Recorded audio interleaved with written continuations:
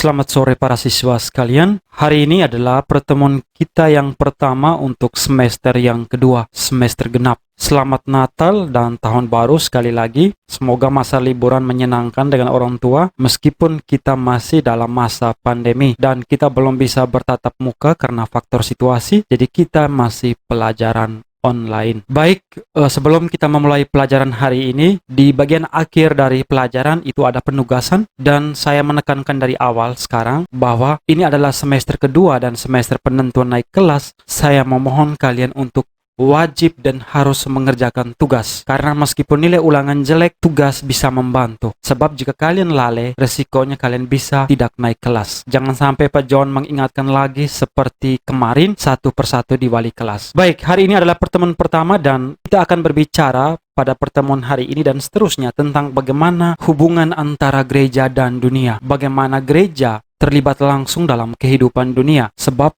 pada sebelumnya, itu gereja selalu curiga terhadap dunia, memandang dunia sebagai sesuatu yang jahat, yang berdosa. Tetapi hari ini kita mau melihat bahwa gereja dalam perjalanan waktu akhirnya bisa mereformasi, khususnya dalam persepsi tentang dunia dan manusia. Baik, sebelumnya kita lihat dulu beberapa permasalahan dunia yang dialami, dan ini merupakan tema dan permasalahan besar, bahkan sampai saat sekarang masih dialami. Yang pertama adalah perang. Ya, untuk Indonesia mungkin tidak, tetapi kita bisa melihat perang dalam wujud yang lain, ya. Misalnya baru-baru terjadi kasus pembunuhan, ya, teroris, ya, ini bisa masih dikaitkan dengan ini. Kemudian untuk konteks dunia, kita bisa lihat di Timur Tengah, ya, masih dilakukan perang saudara, baik itu karena faktor internal maupun eksternal. Kemudian ada juga faktor lain, permasalahan lain, yakni kemiskinan. Ini Indonesia masih mengalami hal ini, kemiskinan. Kemudian ketidakadilan sosial, ya, Indonesia baru-baru ini, di penghujung ini kita bisa melihat terjadi ketidakadilan sosial, misalnya kasus korupsi yang dilakukan oleh Menteri Sosial, ya, kita bisa lihat itu merupakan praktik-praktik korupsi yang bisa menjadi sebab dan akar atau menciptakan ketidakadilan dalam kehidupan bersama. Kemudian permasalahan lain adalah perusakan lingkungan, itu baik lingkungan seputar hutan, pembalakan, pembakaran, ya, ataupun illegal logging, ya, penebangan hutan secara liar. Kemudian selain perusakan lingkungan, kita lihat juga perkembangan iptek, ilmu pengetahuan dan teknologi, baik membawa sisi positif seperti yang kita alami sekarang maupun sisi negatif. Dan permasalahan yang kita alami sekarang adalah virus, ya, COVID-19. Baik, kita lihat poin yang berikutnya berkaitan dengan gereja dan dunia ini. Kita lihat bagaimana awal mula sikap gereja untuk terlibat langsung dalam persoalan dunia. Itu yang memperkasa yang pertama adalah Paus Yohanes ke-23. Jadi dia ini merupakan pelopor atau membuka cara berpikir gereja agar bisa berdialog atau terbuka dengan dunia. Itu ada sebuah cerita bahwa sebelum diadakan sidang agung seluruh uskup sedunia di Vatikan, itu beliau membuka jendela-jendela yang ada di Vatikan. Arti simbolis dari membuka jendela tersebut adalah pertukaran udara, sirkulasi udara, agar udara yang busuk dari dalam bisa keluar dan udara yang segar bisa masuk ke dalam. Ya, ini mau mengatakan bahwa gereja perlu membaharui diri, membuka diri terhadap dunia, agar hal-hal yang baik dari dunia bisa membuat gereja bisa lebih updating, aggiornamento, bisa lebih updating sesuai dengan zaman, membaharui diri sesuai dengan perkembangan zaman. Baik, jadi Paus ini yang memprakarsai sidang agung para uskup seluruh dunia di Vatikan yang dikenal kemudian dengan istilah Konsili Vatikan kedua. Dan dalam pertemuan ini diterbitkanlah banyak dokumen-dokumen gereja yang penting, dan salah satu yang sangat penting yang berbicara tentang hubungan antara gereja dan dunia adalah Gaudium et Spes, kegembiraan dan harapan. Dan konsili ini dibuka pada bulan Oktober tahun 1962. Namun karena paus tersebut meninggal, kemudian dilanjutkan oleh paus yang berikutnya, penerusnya, yakni Paus Paulus ke-6 yang meneruskan semangat konsili Vatikan kedua. Dan kemudian beliau menutup konsili tersebut pada tahun 1965. Jadi inti dari intervensi atau keterlibatan gereja dengan diadakan konsili atau sidang para uskup ini adalah bahwa gereja sudah saatnya membuka diri, memiliki pandangan baru atau berdialog dengan dunia. Kita lihat yang pertama dulu, bagaimana pandangan baru terhadap dunia tersebut dari gereja. Kalau sebelumnya itu dunia dipandang negatif, berdosa. Sesuatu yang berasal dari dunia itu bersifat jahat, berbahaya, perlu dicurigai. Dunia menjadi halangan bagi manusia kepada keselamatan. Ingat, pada pertemuan sebelumnya saya sudah mengatakan bahwa dalam poin kita tentang gereja sebagai persekutuan umat yang terbuka, kita sudah melihat tentang ada satu moto yang sangat penting bahwa gereja mengatakan bahwa extra ecclesiam nulla salus, di luar gereja tidak ada keselamatan. Ini mau menunjukkan bahwa ciri gereja Konsili Vatikan pertama seperti itu ya, lebih terfokus kepada dirinya sendiri sehingga menutup diri terhadap kemungkinan dari luar. Jadi ini juga mempengaruhi konsep pada keselamatan, bahwa agama-agama lain selain agama Kristen itu tidak membawa pada keselamatan. Tetapi dengan pandangan baru ini gereja mulai membuka diri terhadap agama-agama lain dan terhadap dunia, bahwa agama dan kepercayaan lain juga mengajarkan sesuatu dan membawa orang pada keselamatan. Dan kedangkalan pemikiran ini terhadap dunia ini mungkin didasari pada penafsiran kitab suci. Dan kita lihat salah satu perikop di sini adalah surat Yohanes bab 2 ayat 15 sampai 16. Janganlah kamu mengasihi dunia dan apa yang ada di dalamnya. Jikalau orang mengasihi dunia, maka kasih akan Bapa tidak ada dalam orang itu. Sebab semua yang ada dalam dunia, yaitu keinginan daging dan keinginan mata serta keangkuhan hidup, bukanlah berasal dari Bapa melainkan dari dunia.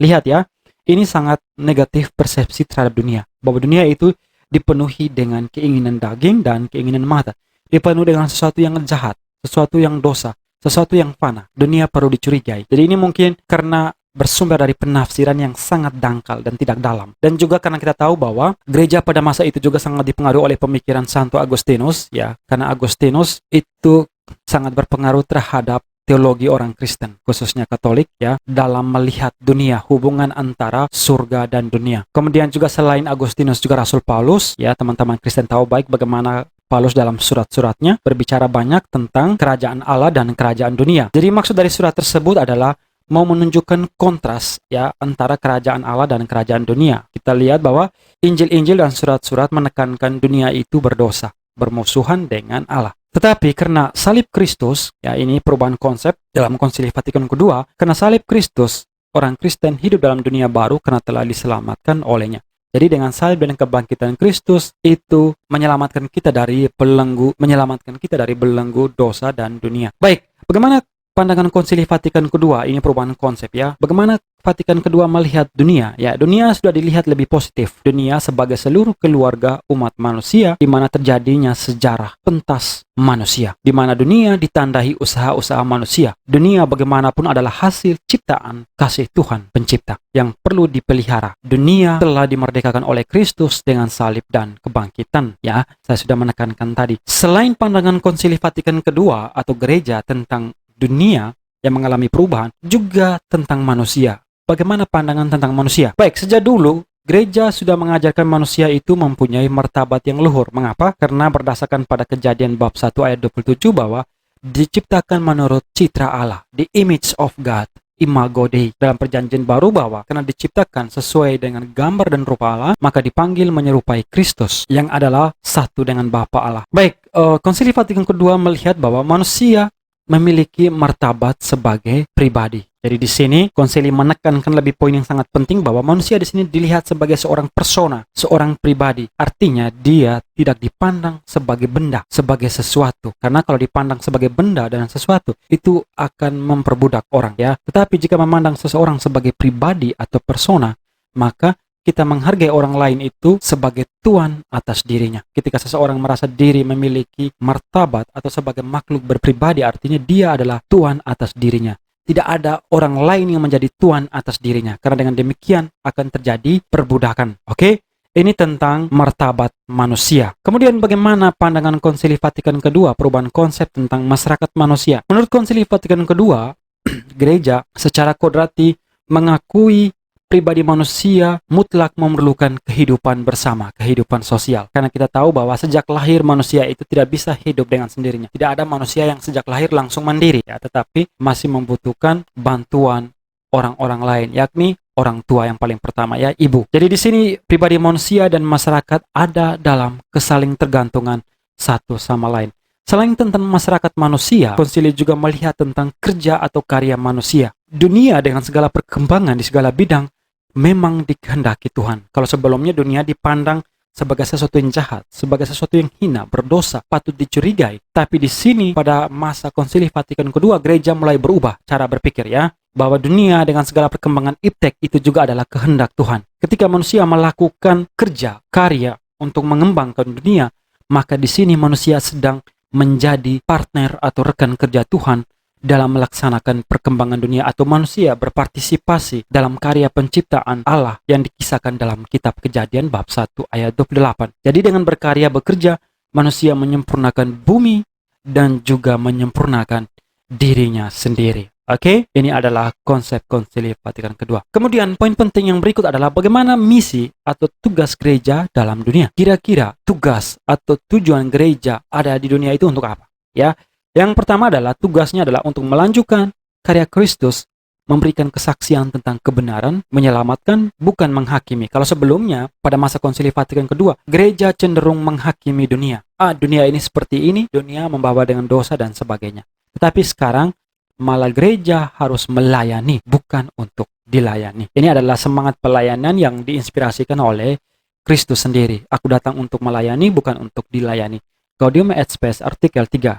Ya, senada. Kemudian, misi yang berikut adalah mewartakan kerajaan Allah kepada seluruh umat manusia dengan menghadirkan nilai-nilai kerajaan Allah seperti persaudaraan, cinta kasih, solidaritas, toleransi, keterbukaan, dan nilai-nilai positif lainnya. Oke? Itu merupakan nilai-nilai kerajaan Allah. Dan sebagai penutup, ada penugasan. Saya meminta kalian membuka buku paket kalian halaman 82. Bacalah teks kitab suci tentang terang dan garam dunia, Matius bab 5 ayat 13-16, dan jawablah pertanyaan nomor 1 dan 2. Nomor 1 masing-masing 1 paragraf 8 baris, nomor 2 1 paragraf 8 baris, dikumpulkan dalam aplikasi psikologi paling lambat jam 8 malam. Harus dan wajib dikerjakan semua. Karena ini semester 2 penentuan kenaikan kelas. Sekian dan terima kasih telah berpartisipasi pada pertemuan kita hari ini. Sampai jumpa minggu depan.